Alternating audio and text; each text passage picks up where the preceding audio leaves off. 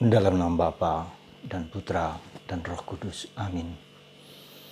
Allah Bapa di surga, kami mengucap syukur dan terima kasih karena hari ini kami merayakan Putramu yang kau cintai, yang kau sayangi dan kau pilih untuk ikut serta dalam karya penyelamatan Putramu Yesus Kristus.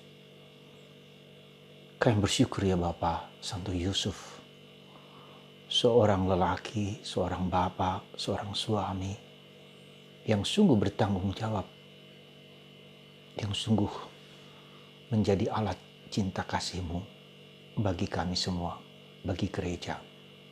Semoga kami belajar dari beliau supaya kami mampu dan dimampukan untuk menjadi lelaki, untuk menjadi seorang, Anda semua menjadi seorang suami, memiliki seorang suami yang sungguh-sungguh mencintai dan menyayangi seperti Santo Yusuf. Terpujilah nama-Mu kini dan sepanjang segala masa. Amin. Saudaraku yang terkasih dalam Kristus, saya mau mengajukan satu pertanyaan kecil yang mungkin menjadi awal dari permenungan kita untuk merenungkan tentang Santo Yosef. Saudara, ketika Yosef pada tengah malam, pada malam hari, diberitahu oleh malaikat dalam mimpi supaya membawa anaknya, Yesus yang masih kecil, yang masih bayi, dan istrinya Maria, untuk mengungsi ke Mesir. Anda bisa bayangkan ketika itu tidak seperti sekarang. Mungkin padang gurun, mungkin hutan. Malam hari mereka harus cepat tergesa-gesa berjalan. Kita bayangkan, ya, jangan membayangkan seperti sekarang. Zaman dulu saat itu, ya padang gurun, mungkin ada banyak ular, ada banyak kuasa-kuasa kegelapan. Mereka berjalan hanya dengan keledai, mungkin berbulan-bulan, mungkin berminggu-minggu. Bagaimana mereka mendapatkan air, makanan, dan bahkan uang? Karena mereka belum bisa bekerja, belum dapat dari mana uang itu. Jadi pertanyaan, uang itu dari mana? Supaya bisa menghidupi mereka, dan mereka sampai ke Mesir dengan bahasa yang berbeda, dengan budaya yang berbeda, dengan religiusitas yang berbeda-beda, ya, berhala-berhala dan seterusnya. Itu semua dalam kancah pergulatan Yosef sebagai bapa. Kita seringkali terlalu spiritualistis, seolah-olah semua bisa dengan kuasa, dengan segala macam. Tapi kalau diperhatikan secara manusiawi, Allah sungguh-sungguh menjadi manusia seperti kita, apapun juga. Jadi pengalaman keluarga Nazaret, Yesus, Maria, dan Yosef itu mengalami kemanusiaan yang konkret, yang nyata, yang tidak mudah, yang kita seringkali kita harus masuk kepada kemanusiaan kita. Karena apa? Supaya kita tahu bahwa apa yang kita alami, pergulatan yang kita alami, segala sesuatu problem yang kita hadapi, mereka telah mengalami itu semua. Ya, jadi kita jangan membayangkan seolah-olah Tuhan sekarang itu di surga besar, tinggi, agung, tanpa bisa menyelami manusia. Dan itulah yang disebut inkarnasi. Jadi dari mana Yosef mempunyai uang? Anda ingat, ini suatu yang lucu tapi menarik juga, bahwa ketika tiga raja atau orang sarjana dari timur itu mempersembahkan apa? Anda ingat? Emas, dupa, dan wangi-wangian. Jadi uangnya Santo Yosef itu dari emas itu, yang ditukarkan kepada mungkin menjadi uang-uang yang berlaku pada waktu itu. Jadi, dan mereka mendapat uang dari itu. Jadi emas itu tidak hanya melambangkan keilahian, kemurnian, kesucian, tapi juga itu bisa digunakan oleh Yosef untuk kehidupan mereka bersama dengan, ya, cara yang sederhana. Berapa lama mereka tinggal di Mesir? Mereka tentu belum dapat kerjaan. Bagaimana mereka dapat kerjaan? Bagaimana mereka mendapatkan sesuatu untuk kehidupan sehari-hari?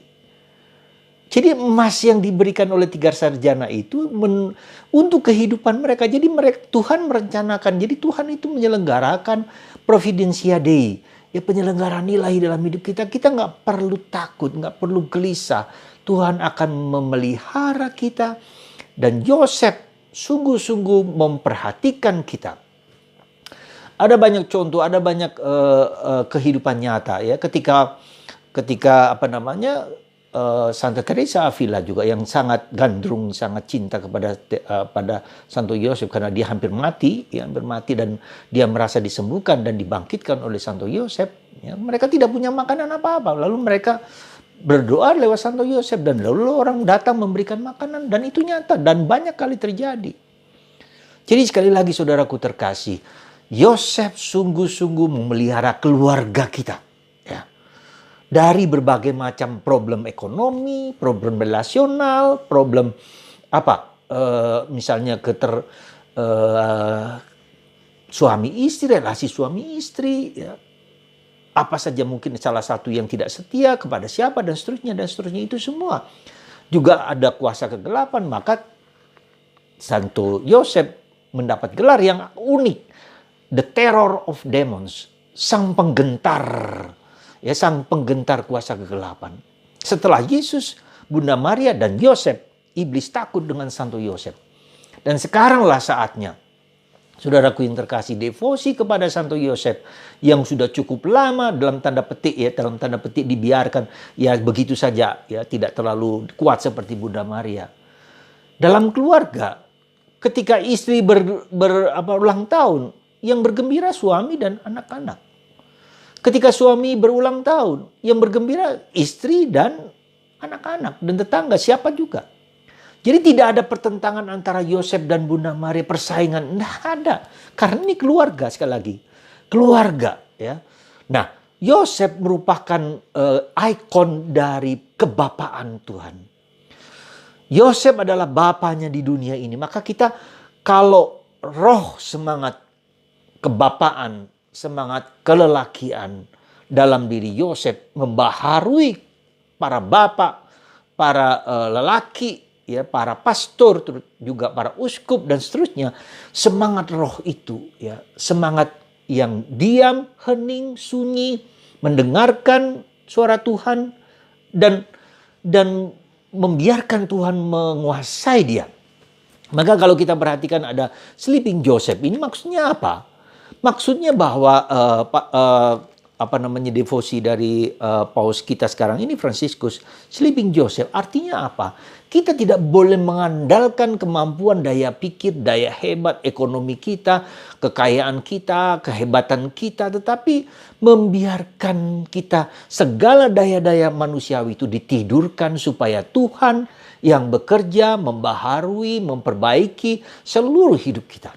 Jadi itu yang dimasukkan sleeping Joseph itu. Mari kita jangan mengontrol kehidupan, mengontrol diri sendiri. Dan suatu hal yang tantangan terbesar dari hidup kita adalah kita seringkali suka mengontrol. Ya, kita mengontrol kehidupan. Ya, kita ingin supaya kita berada kita sendiri yang menguasai diri kita. Ya, saudaraku terkasih dalam Kristus.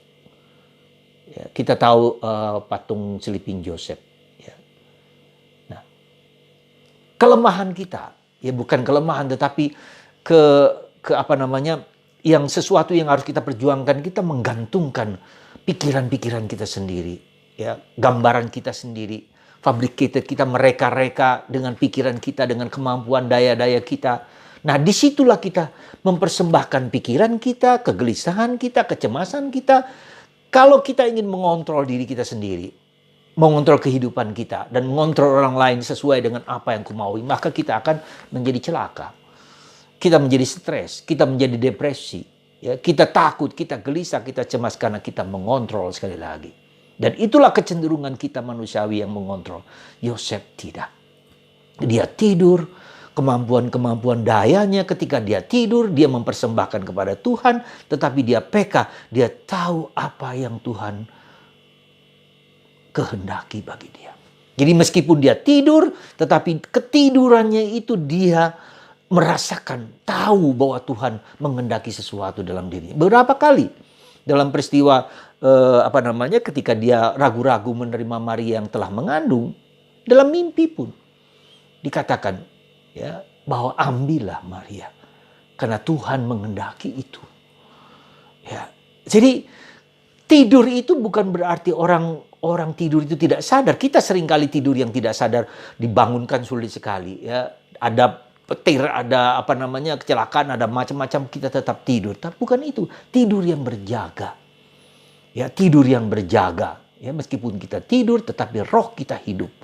Ya, berkomunikasi dengan Allah. Jadi saudaraku yang terkasih dalam Kristus, apa yang mau saya sampaikan kepada Anda? Mari, mulai sekarang kita harus memanggil, mengundang, berdevosi kepada Santo Yosef dengan cara Anda masing-masing. Ya, berikan roh kehidupan, roh kelelakian, roh kesuami, roh maskulinitas dalam diri kita, ya, ketegasan, kekuatan, ya. Dan kita perhatikan Yosef tidak banyak bicara. Ya, tetapi dengan tidak banyak bicara, dia mengizinkan Tuhan bekerja mengubah hidupnya. Sekali lagi saudaraku terkasih, saatnya gereja ya memberikan tempat yang benar, dalam tanda petik ya, karena jujur harus dikatakan ya, teologi tentang Santo Yosef ya mungkin tidak ada, belum ada kalau dibandingkan dengan Bunda Maria yang begitu banyak. Karena Yosef tidak satu kata pun yang dia sampaikan dalam kitab suci, tetapi dengan tindakan. Ya, jawaban Yosef adalah dengan tindakan, dengan perbuatan, bukan dengan kata-kata. Kita sekarang seringkali inflasi kata-kata, begitu banyak kata-kata, tapi kita tidak menjalankan. Ya, iman kita ini sekarang, pada saat sekarang ini saudaraku terkasih, kita tidak perlu begitu banyak kata-kata dalam medsos. Orang bicara A, bicara B, dan seterusnya, dan seterusnya. Ya, ada banyak renungan-renungan yang berseliweran di medsos. Kenapa selama masa 33 hari ini saya tidak memberikan renungan? Karena saya merasa renungan saya juga mungkin menjadi inflasi, tidak menarik, tidak menyentuh lagi, tidak ada rohnya lagi, tidak memberikan kekuatan kepada seseorang. Dan itulah yang membuat saya berpikir, merenungkan, mungkin saatnya saya diam dulu, hening dulu, membiarkan Tuhan menggunakan mulutku, kata-kataku, bukan lagi mulutku, bukan lagi kata-kataku, tapi kata-kata Tuhan.